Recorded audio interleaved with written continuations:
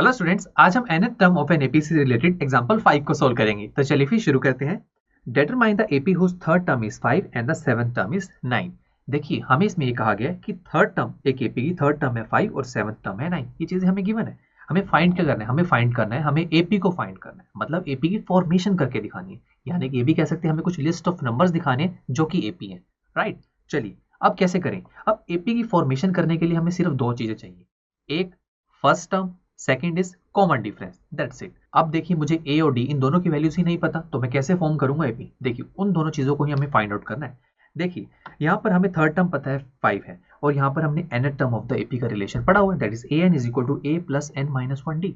और यहाँ पर देखिए ए और डी, ये देखिए इस रिलेशन में आ रहे हैं ना ए और डी, और यही चीजें तो मुझे चाहिए, तो इसी फॉर्मूले का यूज करेंगे। देखिए ए एन, यहाँ nth टर्म के लिए n लगाया, और यहाँ पर मुझे कौन सी पता है टर्म, थर्ड टर्म, तो यहाँ 3 पुट कर देंगे n की जगह, that is a plus n, n नहीं अब पुट करेंगे 3 minus 1 into d. Okay friends, चलिए इसको सोल्व करते हैं। हाँ अब देखिए a3 की वैल्यू हमें गिवन है, that is 5 is equal to a plus 3d minus 3। तो देखिए ये हो जाएगा 5 is equal to a plus 2d।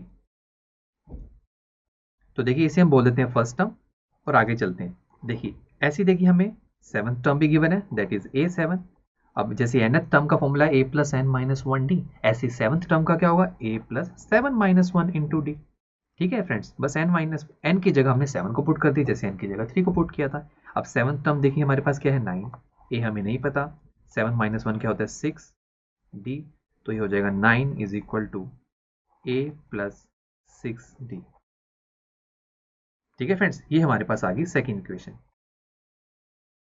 अब देखिए फर्स्ट और सेकंड इक्वेशन की हेल्प से मैं ए और डी की वैल्यू कैसे निकालूं। इसके बहुत से तरीके हैं, हम बहुत ही सिंपल मेथड अडॉप्ट करेंगे, जो कि है कि मैं सेकंड को फर्स्ट में से माइनस कर दूं या फर्स्ट को सेकंड में से, जो आपकी मर्जी है। ठीक है, हम क्या करते हैं सेकंड को फर्स्ट में से माइनस करते हैं। अब सब्ट्रैक्शन से हमें क्या फायदा होगा ये भी आपको दिख जाएगा। देखिए 2 फ्रॉम फर्स्ट, एक में से माइनस करना है, तो पहले फर्स्ट इक्वेशन को पहले लिखते हैं ए प्लस 2d। तो देखिए इस फर्स्ट इक्वेशन में से मुझे सेकंड इक्वेशन को माइनस करना है, तो सेकंड इक्वेशन नीचे लिखेंगे और उसके पीछे क्या लगेगा माइनस, तो 9 के पीछे भी माइनस आएगा, और यहाँ माइनस ए प्लस 6d। राइट फ्रेंड्स, अब ये माइनस जब अंदर मल्टीप्लाई होगा तो माइनस ए माइनस 6d हो जाएगा ना, तो यहाँ सीधा लिख सकते हैं हम इसको माइनस ए माइनस 6d। ओके फ्रेंड्स, तो अब ध्यान से देखिए, ये देखिए 5 माइनस 9 कितना हो जाएगा, ये हो जाएगा माइनस 4 इज इक्वल टू, देखिए ए माइनस ए ये तो कैंसिल आउट हो गया, 0 हो जाएगा। आगे देखिए 2d माइनस 6d ये हो जाएगा माइनस 4d।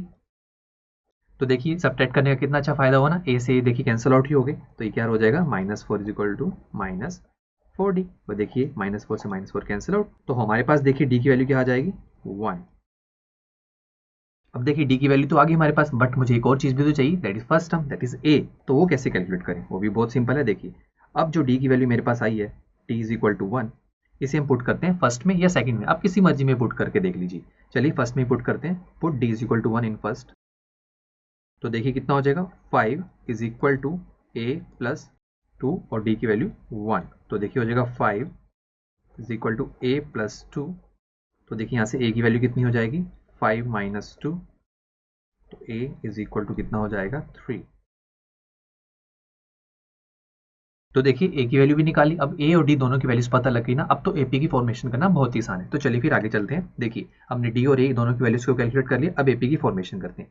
अब देखिए AP की फॉर्मेशन में मुझे सबसे पहले कौन सी टर्म चाहिए होती है, फर्स्ट टर्म, और फर्स्ट टर्म तो देखिए हमने निकाली, दैट इज a ही तो होता है फर्स्ट टर्म, तो a is equal to a1 which is equal to 3। अब देखिए सेकंड टर्म कैलकुलेट करनी है, तो कैसे करें। देखिए इसको कैलकुलेट करने के दो तरीके।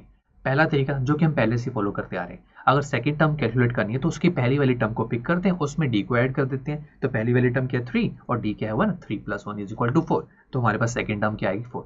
अब एक और तरीका भी है जो कि nth term of the IP. देखिए nth term of the IP में nth टर्म निकालने का ये फॉर्मूला है, तो सेकंड टर्म निकालने का फॉर्मूला क्या होगा, देखिए a2, ये देखिए n की जगह a2, n की जगह 2 पुट कर दिया, तो क्या हो जाएगा a plus n minus 1, n की जगह 2 पुट कीजिए, 2 माइनस 1 इंटू डी।